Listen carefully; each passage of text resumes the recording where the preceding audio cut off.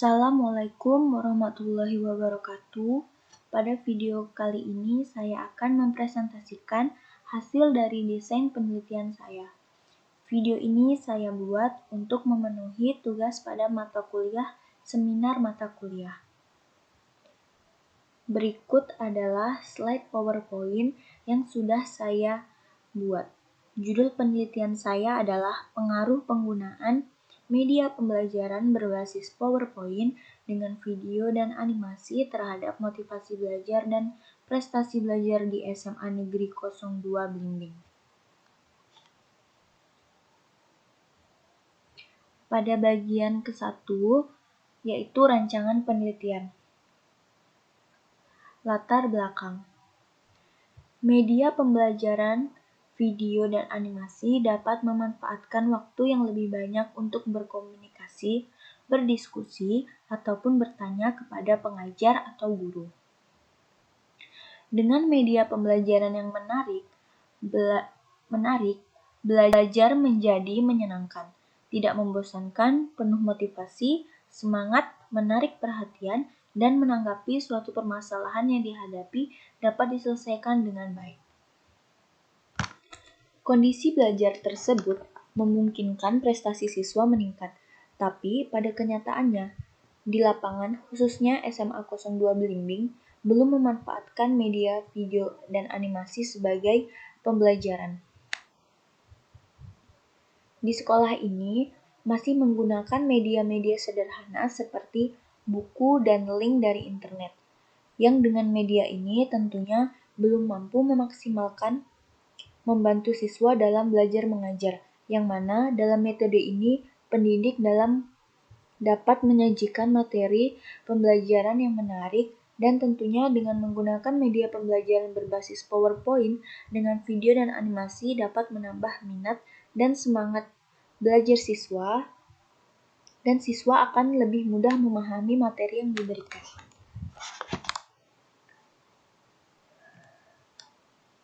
Kemudian,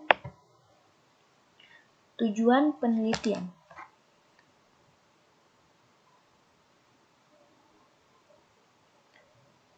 Tujuan penelitian yaitu yang pertama untuk mengetahui perbedaan motivasi antara penggunaan metode dari kedua media itu adalah setelah dilaksanakan pembelajaran dengan media video dan animasi. Kemudian membandingkan mana yang lebih diminati siswa dari kedua media pembelajaran tersebut. Yang kedua, untuk mengetahui efektif atau tidaknya penggunaan media pembelajaran tersebut setelah dilaksanakan pembelajaran dengan media video dan animasi. Selanjutnya, manfaat penelitian. Manfaat penelitian ada dua, yaitu yang pertama, manfaat teoritis. Secara umum, penelitian memberikan sumbangan kepada dunia pendidikan untuk dapat meningkatkan motivasi dan prestasi belajar peserta didik melalui penggunaan media video dan animasi. Dan yang kedua, manfaat praktis. Di sini, di slide PowerPoint ini saya menggunakan manfaat praktis. Selanjutnya, ruang lingkup penelitian. Terdapat 2 poin di dalam ruang lingkup penelitian, yaitu yang pertama, variabel penelitian. Saya akan menjelaskan terlebih dahulu tentang variabel penelitian. Variabel penelitian adalah suatu atribut atau sifat atau nilai dari orang, objek, atau kegiatan yang mempunyai variasi tertentu yang ditetapkan oleh peneliti untuk dipelajari dan ditarik kesimpulannya. Ada 2 poin lagi yang terdapat di dalam variabel penelitian, yaitu yang pertama, variabel bebas, dan yang kedua, variabel terikat. Variabel bebas adalah variabel yang mempengaruhi atau yang menjadi sebab perubahannya atau timbulnya variabel terikat. Yang kedua, yang B, variabel terikat. Variabel terikat adalah variabel yang dipengaruhi atau yang menjadi akibat karena adanya variabel bebas. Adapun yang menjadi variabel terikat dalam penelitian ini adalah motivasi belajar siswa di SMA 02 Belimbing. Kemudian selanjutnya definisi operasional. Terdapat 2 poin di dalam definisi operasional, yaitu pengaruh dan yang kedua media pembelajaran berbasis PowerPoint dan video animasi. Yang pertama, pengaruh. Pengaruh adalah daya yang ada atau timbul dari sesuatu, orang, atau benda yang ikut membentuk watak, kepercayaan, atau pembuatan seseorang. Jadi, pada penelitian saya kali ini, saya ingin melihat bagaimana pengaruh dari media pembelajaran berbasis PowerPoint menggunakan video dan animasi ini kepada proses belajar pada siswa di SMA 02 Belimbing. Saya ingin melihat bagaimana media pembelajaran ini dapat memotivasi dan meningkatkan semangat siswa dalam belajar. Kemudian, ada 3 langkah yang pokok yang dapat dilakukan. Berikutnya, media pembelajaran berbasis PowerPoint dengan video dan animasi. Ada 3 langkah yang pokok yang dapat dilakukan, yaitu persiapan, pelaksanaan, dan tindak lanjut. Yang pertama, tahap persiapan, yaitu memeriksa kembali kelengkapan media PowerPoint seperti slide yang akan digunakan dalam pembelajaran.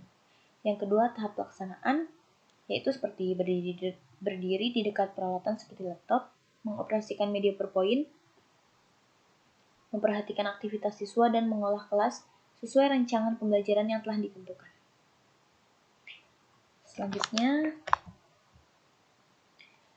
metodologi penelitian. Saya akan membahas yang pertama, yaitu metode, bentuk, dan rancangan penelitian. Metode eksperimen yang dipilih.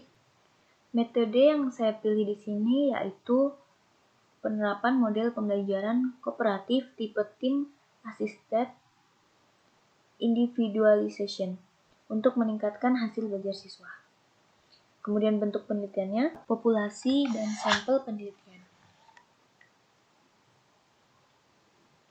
Adapun populasi dalam penelitian ini adalah seluruh siswa SMA 02 Belimbing. Kemudian sampel penelitian. Saya memilih sampel menggunakan teknik sampling jenuh karena jumlah populasi yang relatif kecil sehingga sampel yang digunakan pada penelitian ini berjumlah 18 orang. Kemudian poin ketiga, teknik dan alat pengumpulan data. Yang A, teknik pengumpulan data.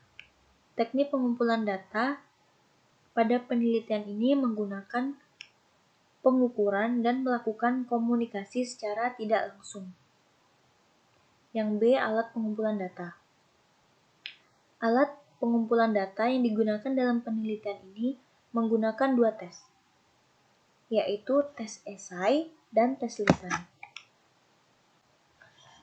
Tes esai menuntut siswa untuk dapat mengingat-ingat dan mengenal kembali dan harus mempunyai kemandirian belajar yang tinggi untuk menjawab pertanyaan yang diberikan. Adapun tes lisan yaitu tes yang pelaksanaannya dilakukan dengan mengadakan tanya jawab secara langsung antara pendidik dan peserta didik.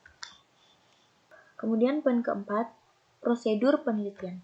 Prosedur penelitian yaitu langkah-langkah yang dipakai untuk mengumpulkan data guna menjawab pertanyaan penelitian yang diajukan di dalam penelitian ini.